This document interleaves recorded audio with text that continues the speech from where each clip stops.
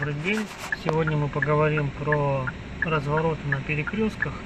Вот на широких, например, вот здесь, на перекрестке Дзержинского-Карлица, где магазин Полет, ну и так далее. Вот самая распространенная ошибка у нас начинает разворачиваться прямо на пешеходном переходе, вот здесь вот.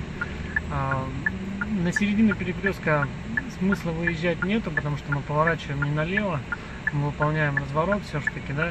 Из-за этого достаточно будет проехать за пешеходный переход и развернуться за ним. У нас же выезжает прямо на пешеходный переход, хотя в правилах черным по белому написано, что на пешеходном переходе разворот запрещен. Вот выехали, пешеходные проехали, и мы видим, тут же вот у нас сразу вот он нарушитель стоит, и при развороте, при одновременном у нас работает правило помехи справа.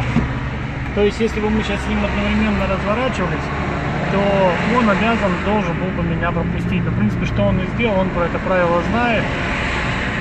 К радости, в отличие от вчерашней гражданки, вчера, когда разворачивался, гражданочка, она не пропустила меня, в итоге чуть не произошло столкновение.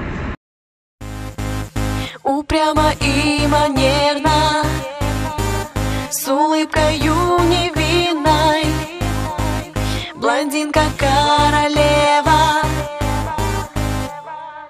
ведет свою машину, а в зеркалах витрины во всей своей красе